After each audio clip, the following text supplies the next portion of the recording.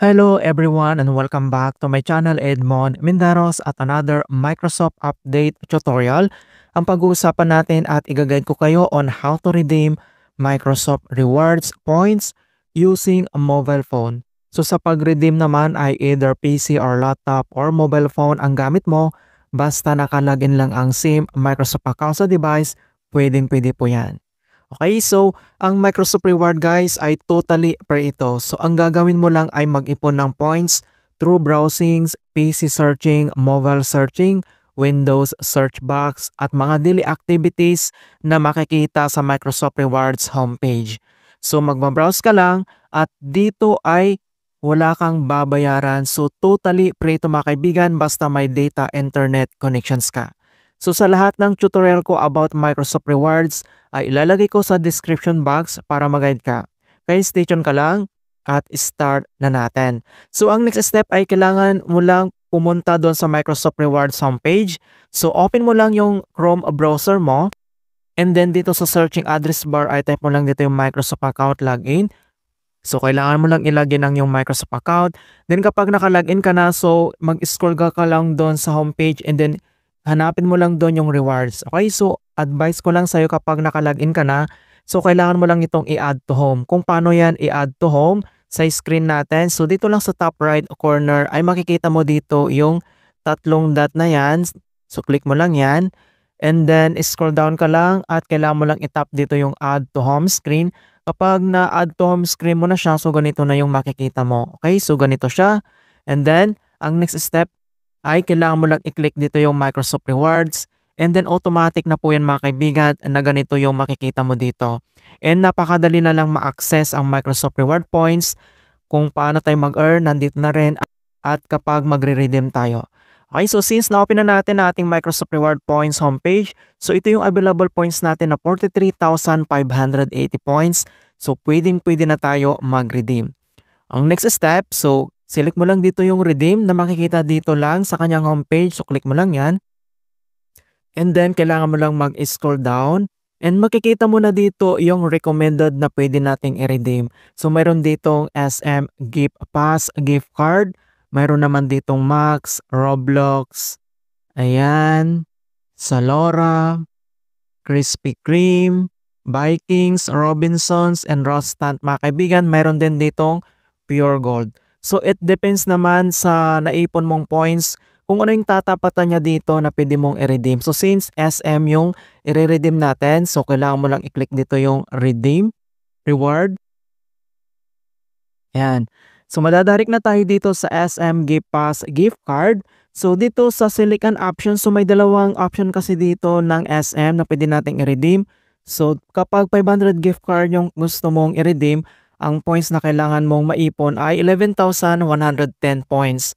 Kapag 1,000 naman, select mo lang yung 1,000 gift card. Ang points na kailangan mong maipon ay 22,215 points. So sa napakadali lang naman mag-ipon yan mga kaibigan kapag ang gamit mo ay mobile phones at yung PC mo. Pwedeng-pwede yan, napakabilis lang mag-ipon talaga. Ayan, so ang next step, click mo lang dito yung redeem reward. Ayan, and then makikita mo na dito na confirm your reward and then verifications. Ayan, so makikita mo na dito na verification success. And then next ay kailangan mo lang itong i-confirm. So i-click mo lang dito yung confirm reward. So dito na tayo sa phone verifications. So dito sa verifications natin ay may dalawang option dito. Either send me SMS text message or call me on mobile number. So isilik lang natin dito yung SMS text message. And then verification code will be sent to this number, yung registered na mobile number natin dito sa Microsoft accounts natin. And then click mo lang dito yung send. And then wait natin na ma-receive yung 6-digit code mga kaibigan. Ayan guys.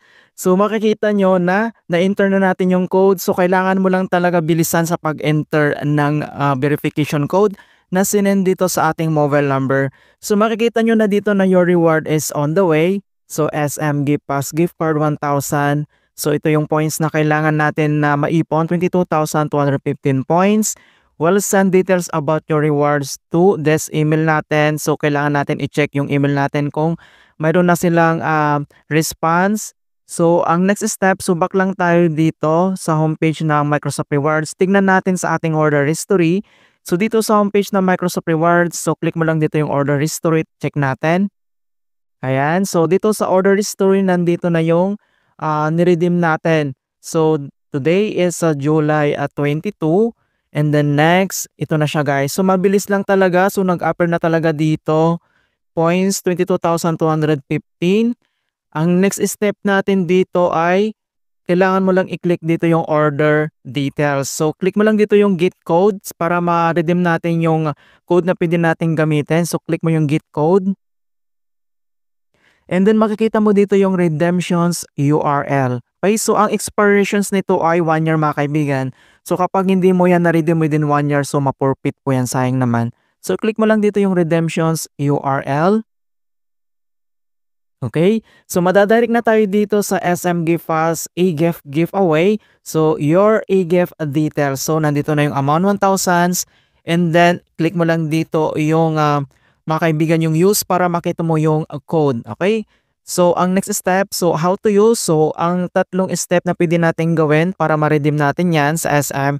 So number 1, print or present the e-gift code. Number 2, present the e-gift code to Bill's payment counter of the SM store mga kaibigan. So punta ka lang sa SM Department Store, sa customer service, and then sabihin mo lang doon na magre-redeem ka ng Microsoft Rewards, and then ipipresent mo lang sa kanila yung e-gift code mo, and then ibabalidate nila. Okay? So kapag na-validate na nila yung e-gift code mo, and then hanapan ka lang ng one valid ID. So, any valid IDs ay pwede mong i-present sa kanila. And then, pagkatapos nyan, signature ka lang, and then ibibigay na kaagad sa iyo yung SMG Pass mo. And then number 3, redeem your SMG Pass from the officer in charge after validations. Ayan, napakasimple lang talaga. Wala naman silang hanapin doon na iba kundi valid one ID lang. Okay, so dito naman sa paggagamitin na natin yung SM Gift Pass gift cards ay any participating store ng SM, pwedeng Save More, basta lahat ng connected kay SM ay pwede natin yan gamitin. So nandito naman yung kanyang terms and conditions, pwede mong basahin lahat yan mga kaibigan. And then nandito naman lahat yung participating store ni SM na pwede nating gamitin yung SM Gift Pass mga kaibigan.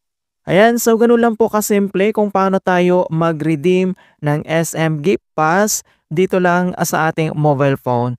Alright, and hope na nakapagbigay ako ng konting kalaman at guide tungkol sa Microsoft Rewards Update tutorial. And please don't forget to like this video and subscribe to my channel for more quality content. Thank you guys, and see you in my next tutorials.